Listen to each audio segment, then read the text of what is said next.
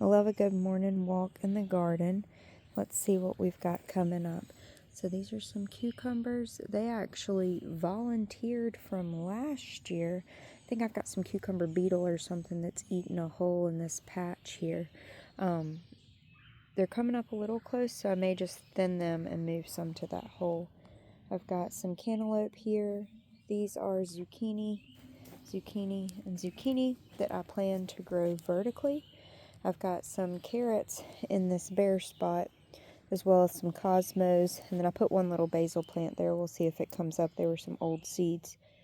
Not sure what this guy is, but that's okay. We'll let him come up and see. I'll grow my cucumbers over this arch to give me some more space here. They'll grow vertically. And then I did plant some pickling cucumbers on this side, so they're coming up as well. Pretty good. I will have to come in and thin them. We've got cantaloupe, squash, and squash that'll grow vertically. And more cantaloupe there.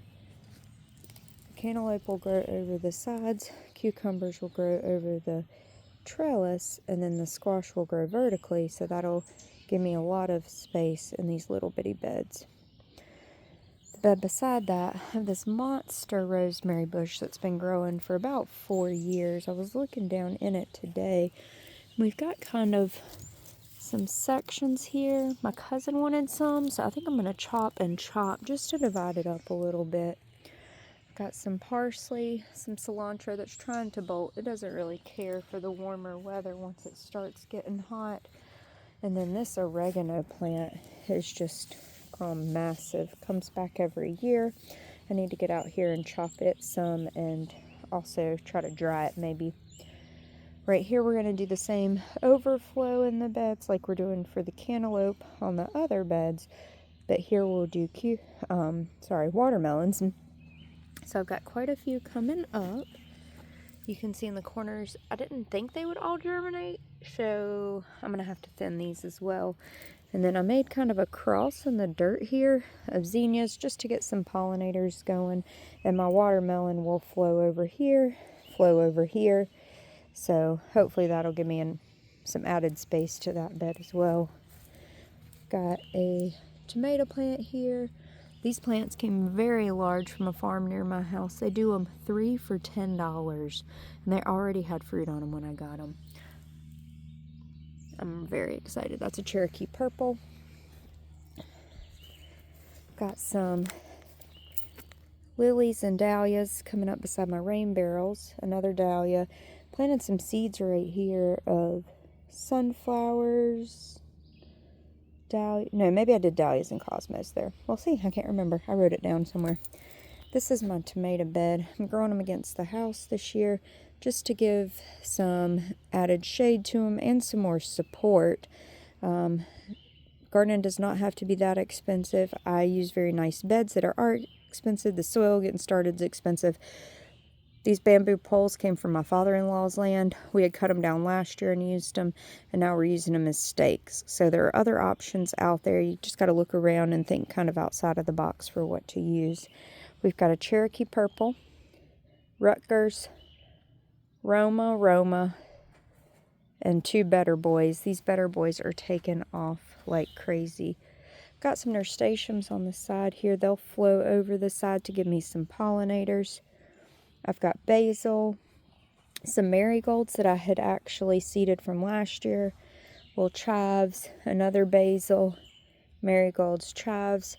Once again, just get those pollinators in, beneficial plants in with it. And this basil right here, I have clipped the top of it so you can see these little baby leaves. So this plant, instead of going straight up now, will develop 2 more plants to bush out. I haven't done it to this one yet, just to show as an example. It does not hurt the basil. It's good for the basil, and the more you harvest it, the more it'll bush out. So that is the tomato bed up against the house. Then up against the house on this side, I've got some pepper plants growing. Some things I do from plant, some things I do from seed. The peppers are from plant, tomatoes are from plant. However, nasturtium, marigolds, all from seed, watermelon seed, squash, zucchini, cucumbers, all from seed. As far as my peppers go here, you'll see I've got 3 jalapenos. I've got 1, 2, 3 sweet banana peppers. This one doesn't look like it's going to make it. I've got an extra if it doesn't. If it doesn't, it's okay too, because things are kind of tight. I do try to follow the square foot gardening method, but it may be okay. And then we've got some more marigolds sprinkled in and chives, just for the beneficial insects again. And then we've got a couple different bell peppers here.